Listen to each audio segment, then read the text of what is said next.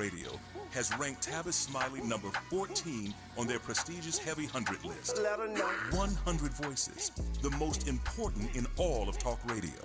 Tavis has moved from number 45 to number 33 to number 16, and now he's in the top 15, right here on your station. His is one of the most trusted, credible, and reliable voices in broadcast media today. Straight, no chaser, always. Tavis brings you the conversations that matter, the newsmakers, the truth tellers, the voices that don't get heard anywhere else. Weekdays on this station. This is what it sounds like when your community has a seat at the table.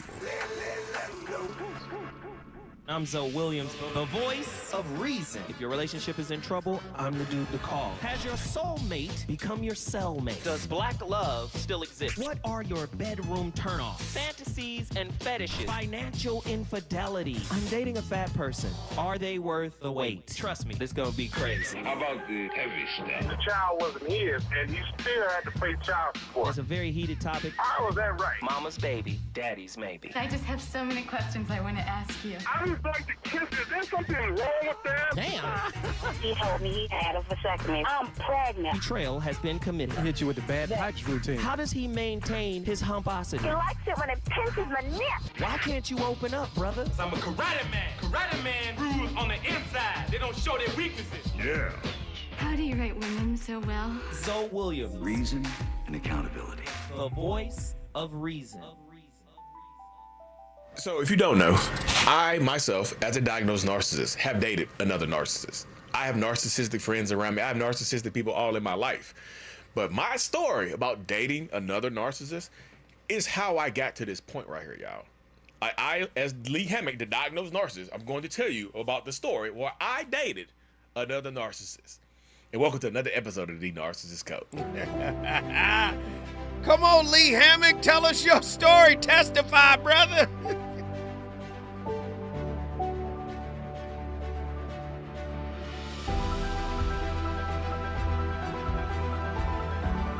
So boom. Welcome back, folks. Welcome back.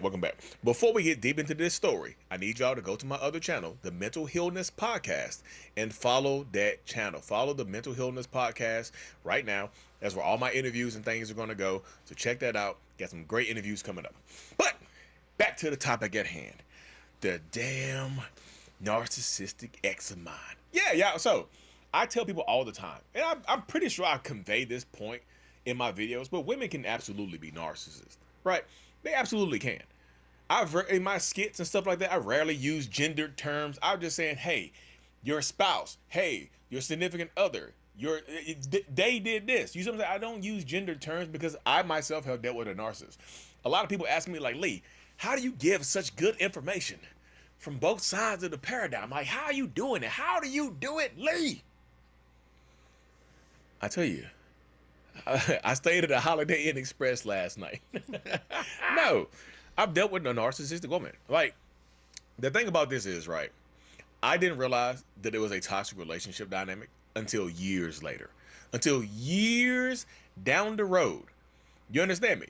I was well out of the relationship. The relationship was over and done with. I hadn't spoken to this person in years. I'm talking to my therapist about it, telling them about the relationship. My therapist is like, what happened? What happened? I'm like, yeah, this is what's going on. My therapist knows that I'm a narcissist, but in my therapy sessions, I'm telling them the truth. So that's how I get help. As a narcissist, I go to therapy, I tell the truth, and that's how I get help. That's how I get better. That's how people say, like, Lee, you're recovering as a narcissist. How is that happening? I go to therapy and I tell the honest truth.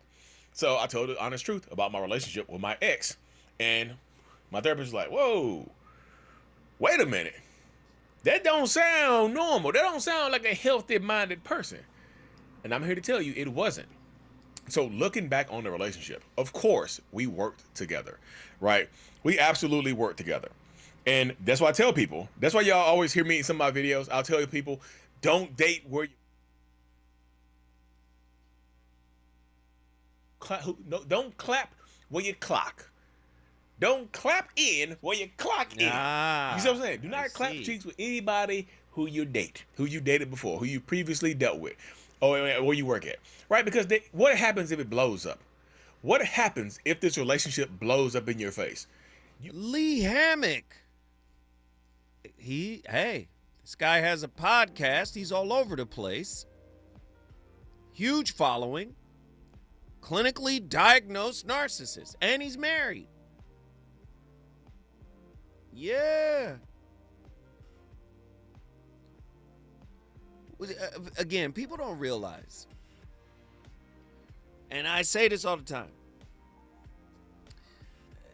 and you hear me mention it when we say relationship is a mirror, right? The great Krishnamurti, his philosophy, relationship is a mirror. Well, he's not the only one that uses that construct.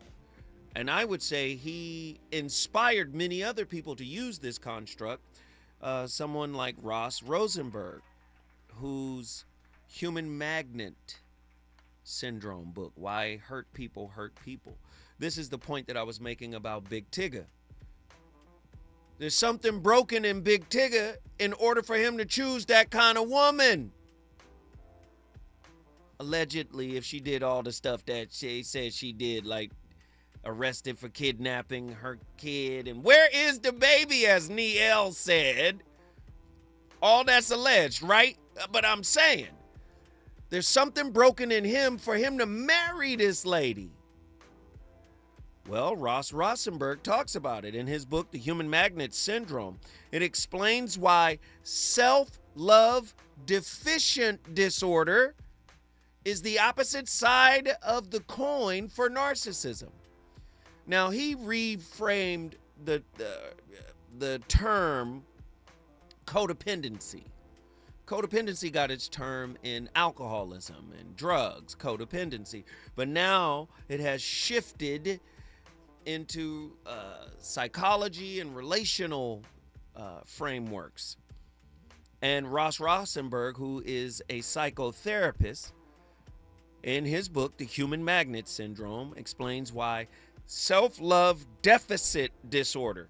When you lack self-love, self-respect, you're automatically attracted to your mirror opposite, which is the narcissist. And he explains that in this dynamic, they're drawn to each other for the narcissist gets supply. The codependent person feels like the narcissist is going to change or provide something for them as well. So it's a bi-directional feedback loop. They see each other. But I noticed the same is true in attachment theory. Avoidance and anxious folk drawn to each other. There's a magnetic familiarity there. The psychological chemistry bonds of opposites together in a painful, dysfunctional, yet breakup resistant relationship. We're talking about the narcissist and the codependent, or the self-love deficient person, i.e. codependent. The core concept of Ross Rosenberg's Human Magnet Syndrome, the magnet analogy. Just like magnets, human beings possess either a positive self-oriented or negative other-oriented charge. Gimme, gimme, gimme, other-oriented. Pour into me, show up for me, do for me, love me, acknowledge me, tell me I'm worthy. Other-oriented, which is negative, or self-oriented, which means I can do this. I love me. I accept. Do you see? People with opposing polarities, a caretaker / codependent, and an emotional manipulator / narcissist are pulled together by intense unconscious forces. Now, we always frame this like women are pulled toward a narcissistic man. But is Big Tigger the other side of the coin? I'm asking questions. 1-800-920-1580. Was Big Tigger pulled towards a narcissistic woman? Sheesh. Repulsion of likes. Two codependents or two narcissists typically experience no romantic chemistry. The spark requires the opposite. Complementary personality traits. Uh-oh. Here we go. And I would suspect that the same is true for attachment theory, too. At least it's been that way for me. 1-800-920-1580. Have you ever had this unconscious familiarity with someone? Codependents are not tricked by narcissists. Instead, the intense chemistry they feel is an unconscious recognition of familiar childhood attachment dynamics, which paradoxically makes the narcissist feel safe and destined to be their soulmate. In these relationships, they have a fantasy phase. The relationship often starts off with this euphoric, emotional, and sexually fulfilling, highs, right? Like, oh, you're high off of dopamine, right? The narcissist takes the lead while the codependent feels special, needed, and secure. But it's a trap. What begins as a complimentary dance inevitably devolves into a difficult, drama-filled struggle. The codependent begins devaluing their own needs, while the narcissist requires constant submission and control. But guess what? You don't have to be a narcissist to experience this type of tug-of-war. Huh? Interesting stuff. SLDD. Self-love deficient. We see it in the news, and I'm asking, should I go coach Big Tigger? Andy, should I track him down and coach the brother Big Tigger? See, maybe I need to reach out to him to let him know, like, say, bro, there's something in you that you got to pull together, that you got to acknowledge. You're a beacon for busters. You're going to keep... that's a great question. Wiggy Hill Wilson in TikTok, on the TikTok chat, said, is he coachable? Maybe he is, maybe he isn't. Right? But we do know men and women can both be narcissists. That's tonight's topic. Fe-NARCs exposed. Female narcissists. The women are 1,000 times more narcissistic, lie, and the iron will behind it. But you guys have heard me talk about this on numerous occasions when I mentioned J. Krishnamurti. When he says, it is no measure of health to be well adjusted into a sick society. Well, society is sick. You think just men are toxic in this society? You'd be wrong. Women are too. And I don't believe that women are somehow less toxic. I think the methods of studying it have been a little biased. And women have learned to be covert in their manipulation because it's a survival method. Do you know how under duress women have been for for centuries? Think about it. In this moment, this is the freest they've ever been. In this moment. Right now, women are at the freest they've ever been. And they're wilding because they ain't never been this free. They wilding.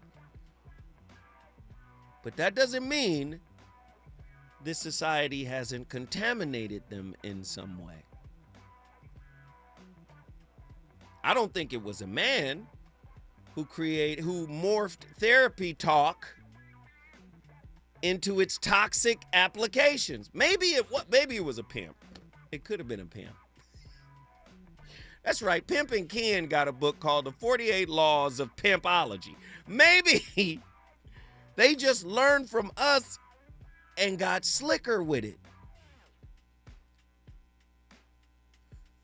Great question, Carlton Coleman, 751 on TikTok. He says, do we set our daughters up for difficulties when we call them princesses endlessly? No, I don't think that is the case. I think we struggle with our daughters. I know we do. Sheesh. here's the thing. You got to, as a father of a daughter, you got to encourage them to do what they want to do. When they choose what they want to do, then you pour into them, right? Whatever they're doing, whatever they want to do, whether it's acting, whether it's hoops. My thing is, you never force a child, male or female, to do something that you didn't finish doing. So you allow your daughters to choose what they want to do. Once they choose, then you support. I don't think calling them princess endlessly is setting them up for failure. I think fathers, good fathers, set the tone for how she wants to be loved, right? So if we support, if we have her back, if she knows she's safe in our presence, she knows what it feels like to be around a man that's safe, right? She knows what it feels like to be taken care of, to be loved on, to be cherished, right? So I think that's important too. But I don't think we're setting her up for failure. Princesses without expectations of the court is the real issue. So when you say without expectations of the court, of course she has to meet certain expectations of her family court.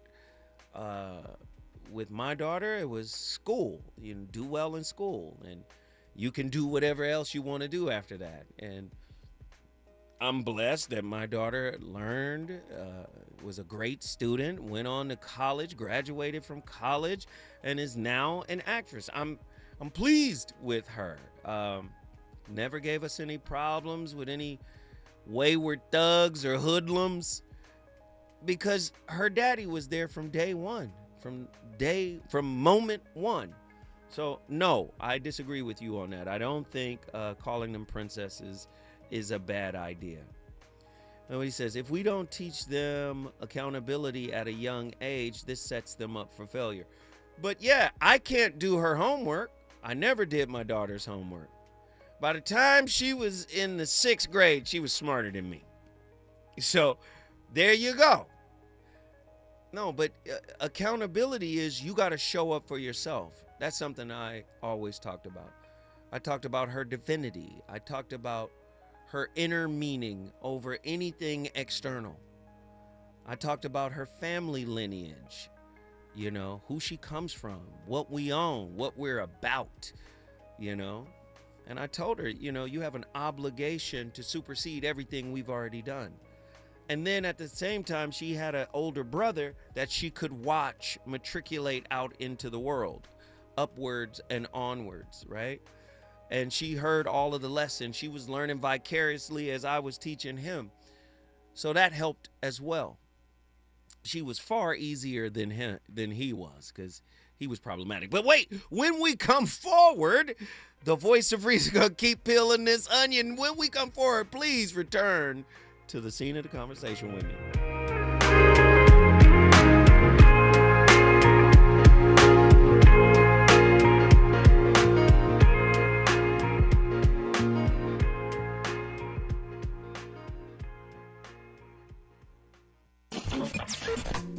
Relationships. Got you confused? Need some straight talk? This is where you get the unfiltered truth about love, relationships, and everything in between. He breaks down relationship dynamics with no-nonsense wisdom and practical advice that actually works. Tackling the questions you're afraid to ask and giving you the answers you need to hear.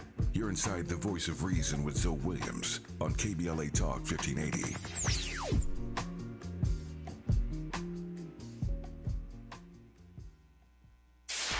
KBLA Talk 1580. We've got a lot to talk about. KBLA Talk 1580, connecting you with services and solutions. The midterm elections are upon us. It is voting season once again. Common Cause's motto is fighting for the democracy we deserve. In service of that goal, Common Cause puts its state and national policy expertise, massive network of grassroots supporters, and nonpartisan approach into action to strengthen our democracy against the challenges we face today. They work at every level of government on priorities that impact each of our lives, like defending the right to vote, limiting big money's influence on our elections, holding public officials accountable, and more. Common Cause is a nonpartisan grassroots organization dedicated to upholding the core values of American democracy. They seek to empower all people to make their voices heard in the political process. This election may be the most important one ever. If you'd like to make a donation or volunteer in service to the Constitution, please visit commoncause.org. That's commoncause.org. This is a community call to action from KBLA Talk 1580.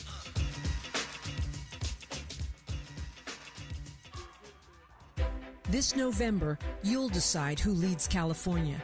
So shouldn't you hear directly from the people asking for your vote? Join us for California Voices, a political town hall and ballot forum, Saturday, October 3rd, 2026. Meet candidates running for governor, lieutenant governor, attorney general, and other major statewide and local offices, including mayor of Los Angeles, city attorney, and LA County sheriff. Get clear, nonpartisan breakdowns of the propositions on your November ballot, both sides, no spin. And ask your questions directly, in real conversation, face to face. California Voices is brought to you by KBLA Talk 1580 and the Empowerment Congress, giving you the information you need before you vote. Mark your calendar, Saturday, October 3rd, 2026, California Voices. Follow KBLA 1580 for details and download the KBLA 1580 app. Your vote, your voice. Be there.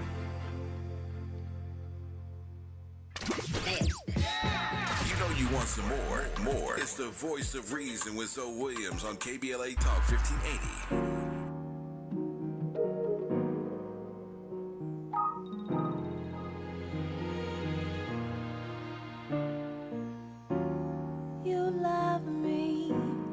Especially different every time you keep me on my feet, happily excited by your cologne, your hands, your smile, your intelligence. You woo me, you caught me. You tease me, you please me, you school me, give me some things to think about, ignite me, you invite me, you co-write me, you love me, you like me, you incite me to chorus.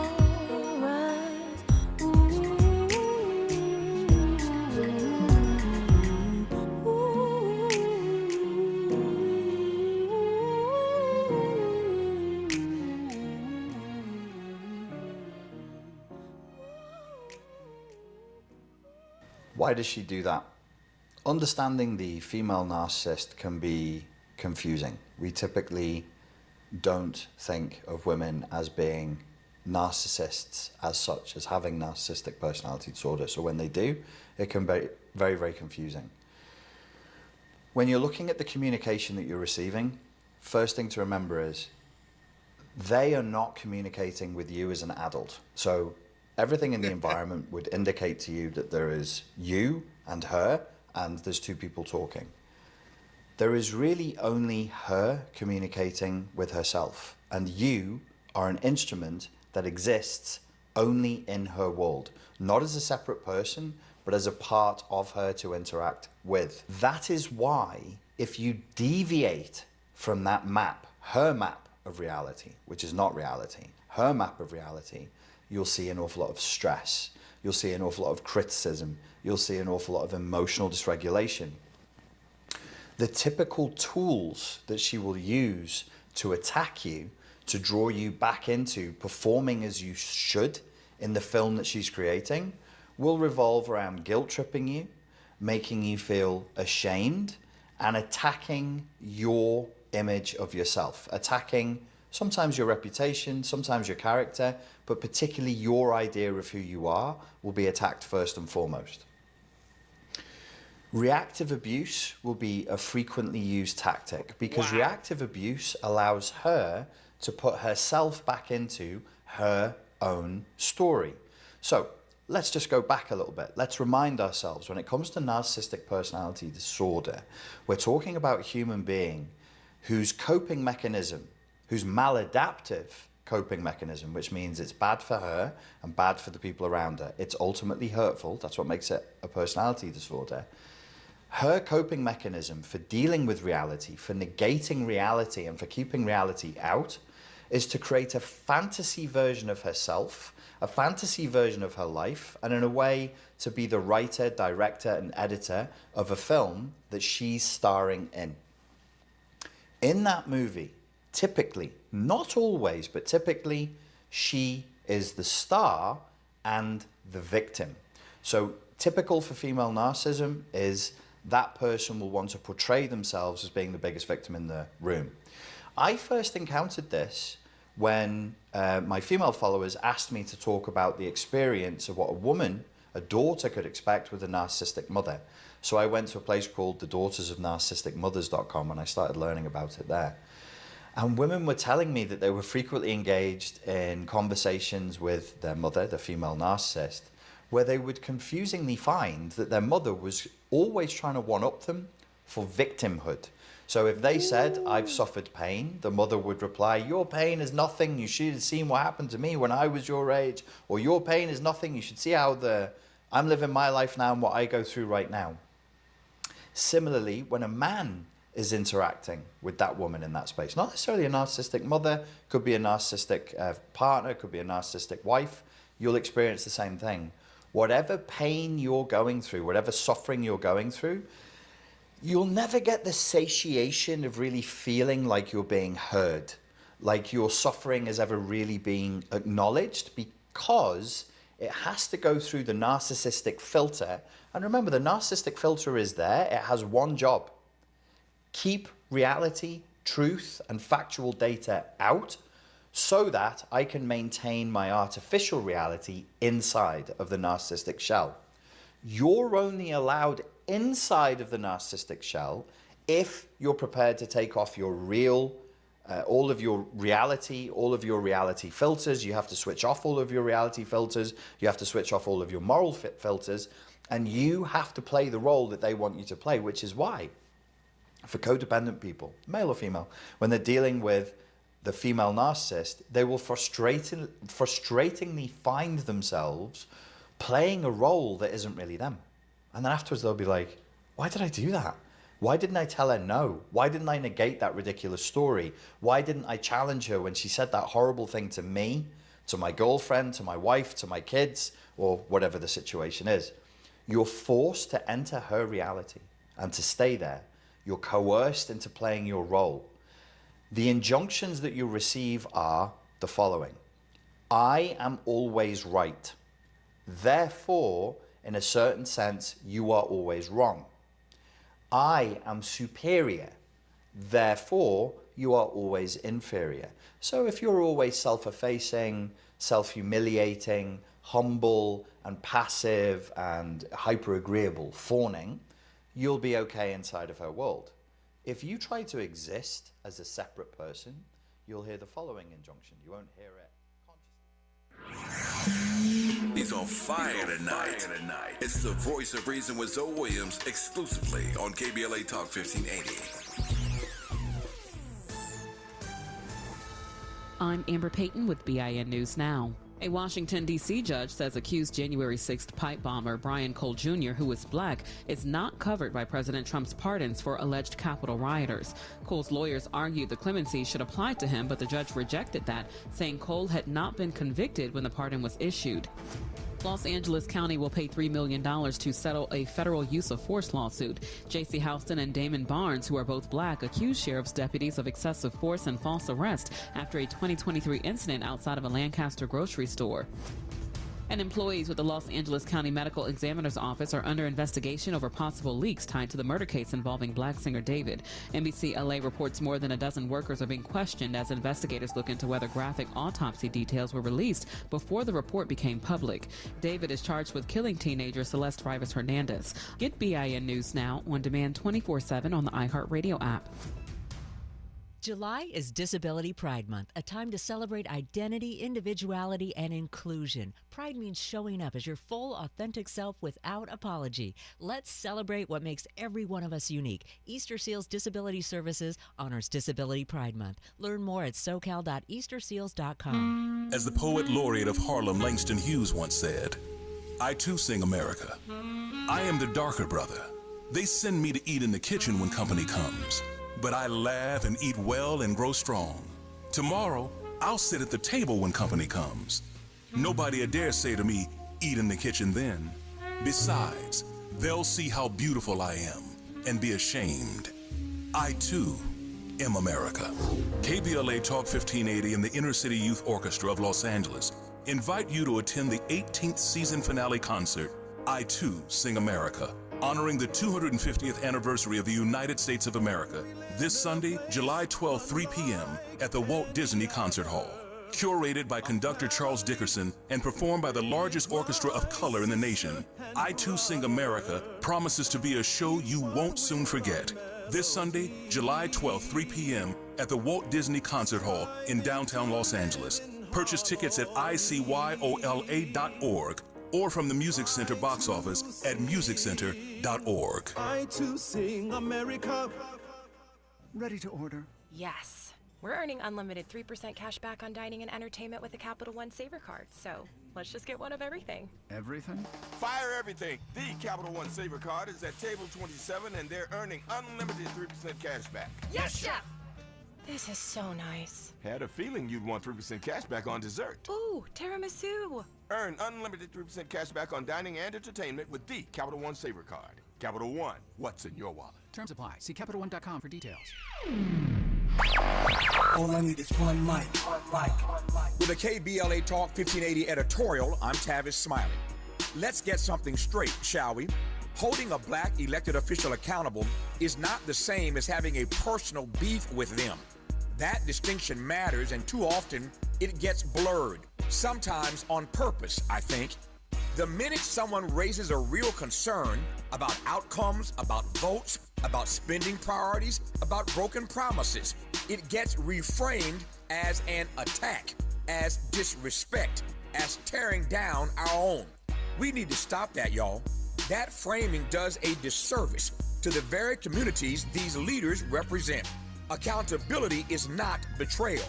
Accountability is what elected office requires from everybody, regardless of the seat or who's sitting in it. Let me ask you a quick question. Do you think I have a personal beef with Donald Trump? It ain't personal. It's his anti-black policies. You feel me? So why is it always framed as personal animus when the critique is in black? See, you can miss me with that mess. Black communities have fought too hard and for too long to get representation at the table. That fight doesn't end once someone wins an election and becomes president of the country, or for that matter, the city council. If anything, it raises the stakes. Representation without results is not the goal. Representation that delivers, now that's the goal. So, in the future, when we talk about a policy failure, let's talk about the policy. Let's keep our eyes on the actual record, the votes, the budgets, the promises, the perennially missed deadlines, the outcomes in people's daily lives. Because the moment we start treating accountability as disloyalty, we lose the ability to ask for better from anyone. We must never surrender our agency to be outraged when our leaders underperform. Our communities deserve leaders who welcome scrutiny, not ones who hide behind identity to avoid it. Now, let me put my hard hat on, go back outside, and see if these procrastination Crenshaw construction crews have shown up yet. I'm saving space for grace, but if these trucks don't show up soon, well, you already know. With the KBLA Talk 1580 editorial, I'm Tavis Smiley, and as always, we welcome your feedback.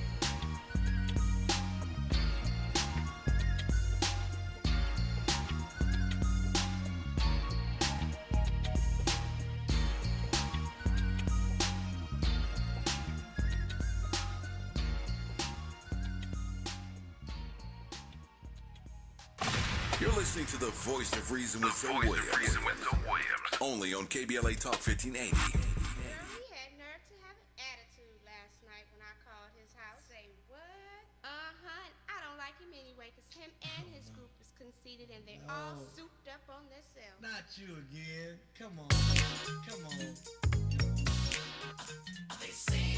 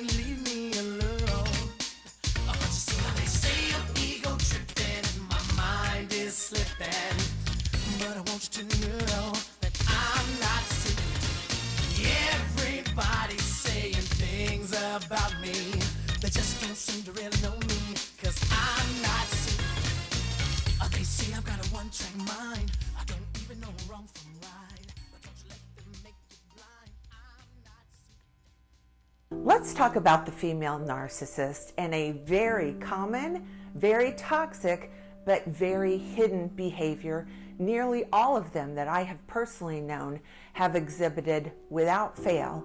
It is what I call selective amnesia. Oh, gosh. Now, all narcissists can exhibit this trait. However, in my personal experience, I have seen this behavior exhibited far more often in the female narcissist. Lies. And what that means is they will conveniently forget or completely deny things they absolutely said or actions they absolutely performed when it serves their own interests to do so.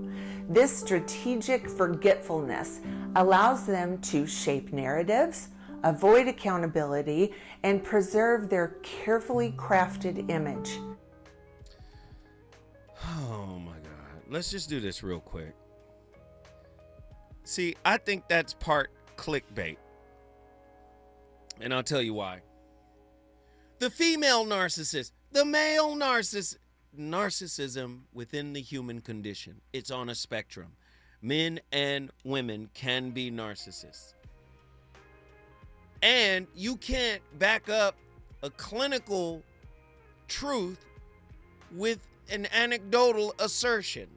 I believe, in my experience, women are far better at this version of narcissism. Everything has to be backed up with data. If you don't have data, you're just... Do you see what I'm saying? So understand this. This is how a narcissist is created. Narcissistic personality disorder is rarely caused by a single event. Instead, it develops from a complex interplay of biology, environment, so that's nature, nurture, right? Biology, nature, environment, nurture. Okay? And early childhood experiences. We back at the crib. We back at home. So we good right there, right? This is where narcissism comes from. Home. This is where insecure attachment styles come from. Home. This is where codependency comes from. Home. Narcissistic personality disorder is rarely caused by a single event. Instead, it develops from a complex interplay of biology, environment, and early childhood experiences. Clinicians note that narcissism usually functions as a defense mechanism to mask deep insecurities and an unstable sense of self. Right?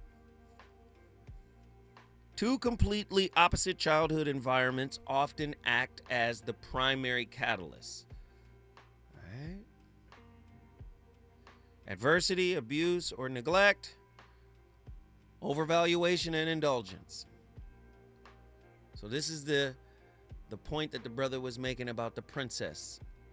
And calling her a princess all the time. Overvaluation and indulgence.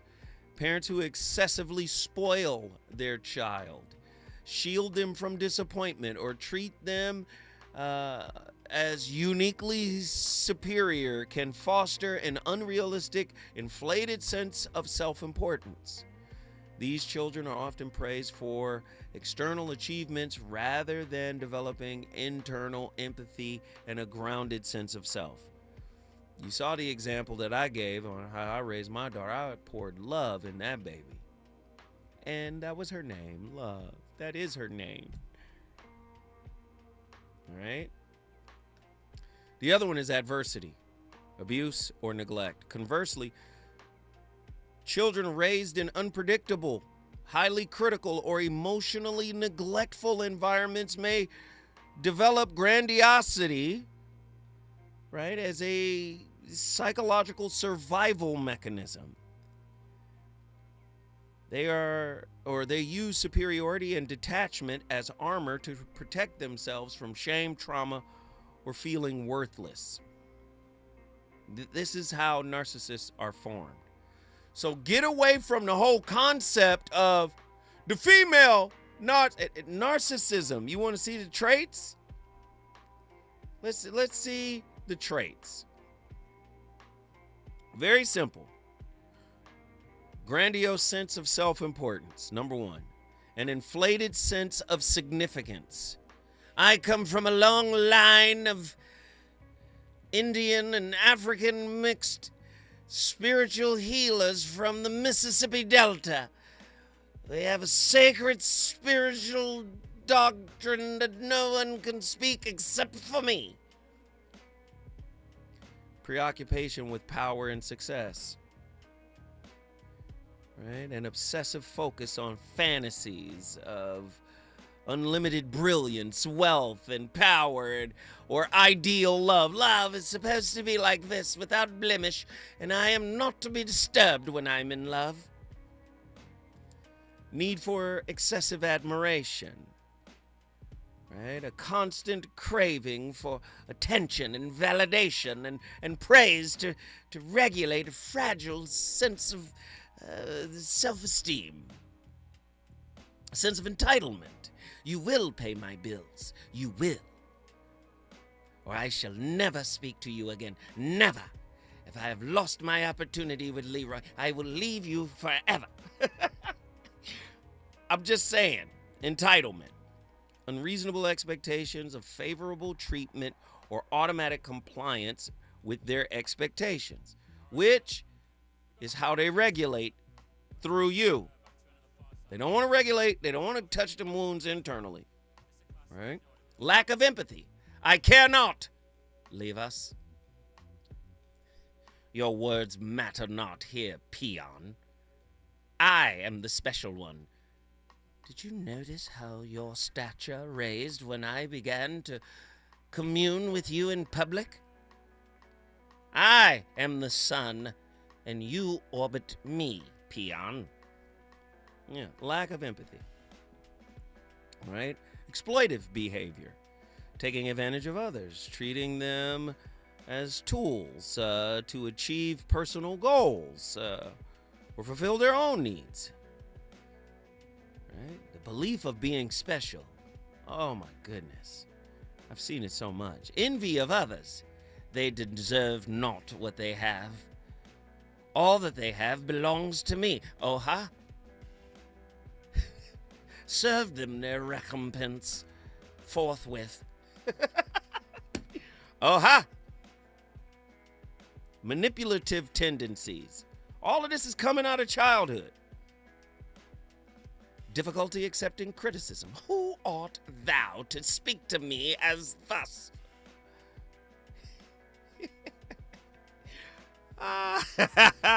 It's true. Inability to form deep connections. Let them wait. My son works. That's narcissism. When we come forward, I'm getting ready to land this plane. Let's get it.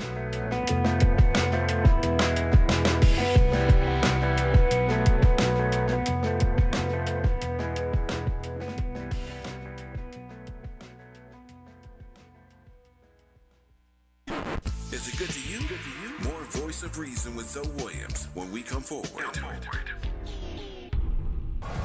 Going to a World Cup match in LA this summer?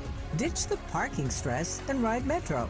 With direct service from across LA County, it's the easy way to get there for just $1.75 each way.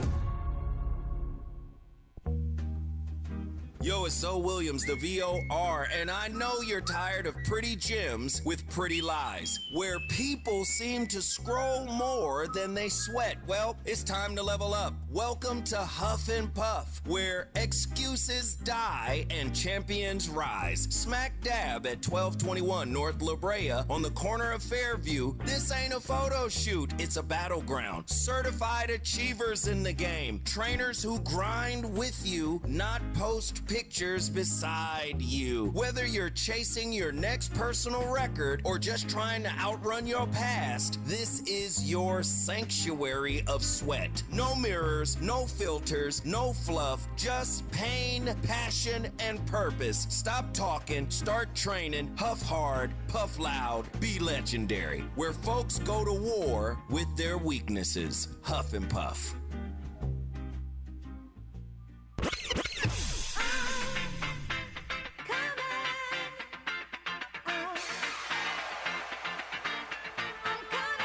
She's sharp. She's fearless. I don't know what they told you, but if they told you that cutting me off is how I was going to get clicks, stop it now. She's that girl, and she's bringing all of that to your radio this summer. Amanda Seales is here. I am Amanda Seales. Comedian, artist, actress, activist, truth teller. The woman who never bites her tongue is coming to KBLA Talk 1580.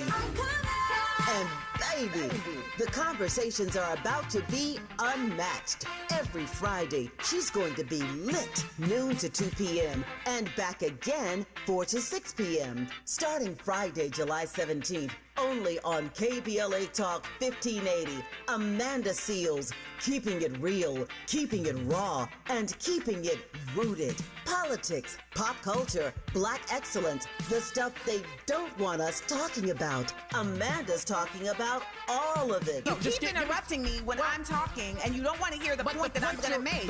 And yet you want me to respect your point. And that's not how a debate works. This is not your average radio show. This is a Seales Summer. Fridays, noon to 2, 4 to 6. Starting Friday, July 17th. Only on KBLA Talk 1580. Don't just listen. Tune in. You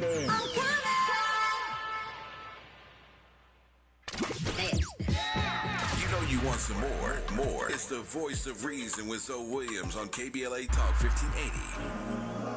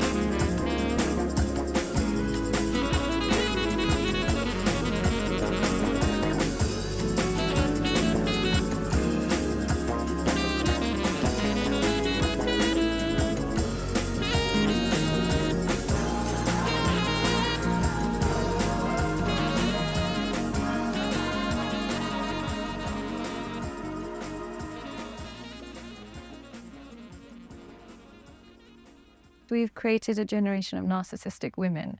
And what's happened is the rise of social media and the rise of online dating and the rise of feminism has taught women that they are not to blame for any poor choices. Every poor choice is glamorized. So if you want to be a sex worker, it's great. If you want to post in bikini pictures online, it's fine. If you want to be with it, every poor choice is glamorized. And every internal reflection is seen as gaslighting yourself. And so what will happen is they are trained to not reflect on themselves because we've been told we've been oppressed for so many years. Now it's time to make sure we project.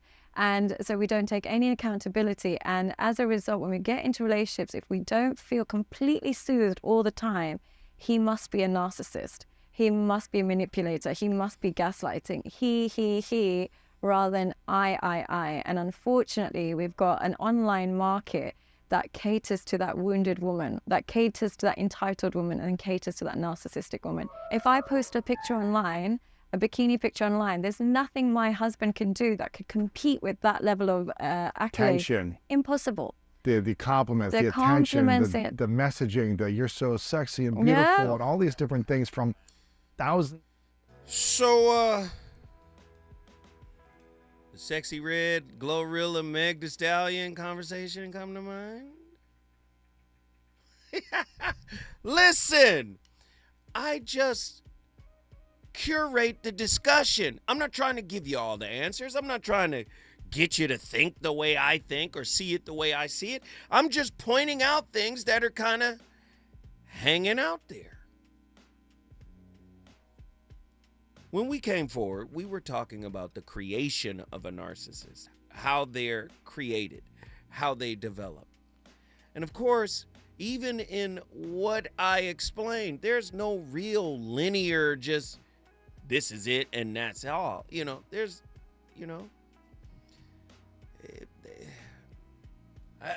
you can have one narcissist in a family. I'm talking about in the children that was maybe raised by, codependent or narcissistic parent or something like that, or an abusive, toxic parent. And one sibling might become narcissistic. Doesn't mean that everybody in the house turns into a narcissist. But what I can tell you, because when I described how narcissism develops, if we go back to Dr. David R. Hawkins' consciousness grid, and remember the grid starts at 20, ends at 1,000, and these are metrics of the level of consciousness. The lowest part of that grid is shame at 20, and the highest part of that grid is enlightenment at 1,000. So narcissism is at the bottom, and that is the survival paradigm. And if you listen to the clinical definitions of narcissism, you see that this is a broken, shattered, imprisoned within shame, like it's me. So they've inverted, I'm not enough, I'm broken, I'm useless, right? All of that, I'm meaningless, I don't matter. They've inverted all of that to I'm the greatest in the world, kind of faking it till you make it. And this is a survival mechanism that they use to kind of make it through whatever they experienced in childhood. This is why I love Dr. David R. Hawkins' consciousness grid. It starts at shame, then moves up to guilt, right? Guilt is I did it. I'm responsible. It's me. Then you go to apathy, then you go to grief, then you go to fear. Now, according to Dr. David R. Hawkins, most of the people on the planet Earth are vibrating in a consciousness of sustained anxiety, right? This is why everything about our culture is withdrawal. I'm done. I'm protecting my peace. Just because you framed it as a spiritual, I'm protecting that's really withdrawal. If you knew anything about high-level healing and consciousness, you can stay in a negative moment. Now, I'm not saying stay with toxic people, abusive people. What I'm saying is you could be in a negative environment and it not affect your countenance. That represents a level of consciousness. You talk about discipline. Most of us don't have discipline, self-discipline or any other kind of discipline. We think leaving a situation is a disciplined response. We don't understand not being affected by a situation is the highest level of self-discipline. The low level is, let me get out of here before I say something, before I do something. Right? The highest level is, no matter what you do, it doesn't affect me. So we've been spending all this time running away and moving away from people, and we haven't really learned the lesson, which is why we keep attracting them, because the lesson is there's an opportunity there to say, you can transcend this altogether by being totally unaffected by any of this external stimulus, I should say. But that's a whole nother discussion. Listen, I've got to give Andy his props tonight.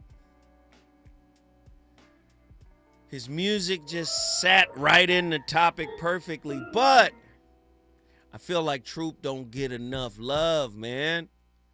They got a record called Keep You Next to Me, or Want to Keep You Next to Me, Keep You Next to Me. It never came out, or maybe it did come out. Yeah, ladies and gentlemen, allow me to take you back to Pasadena, the 1990s.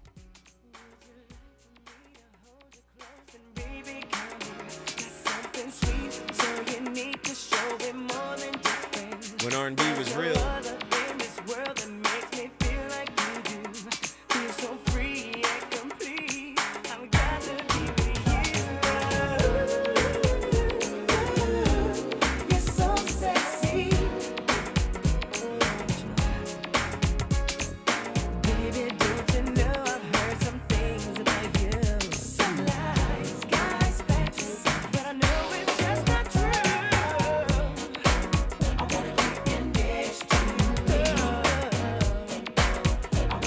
Ladies and gentlemen, you're rolling with Zoe Williams, the VOR.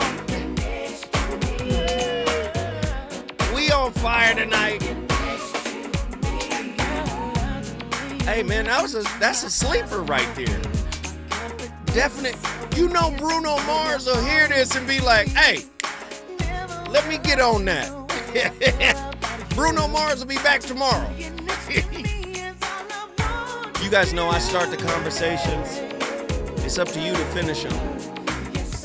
I know these conversations are tough, and maybe you don't agree. But the least you could do is finish it where I leave off. Listen, I'll be back tomorrow with another slapper, y'all. I love y'all. Deuces.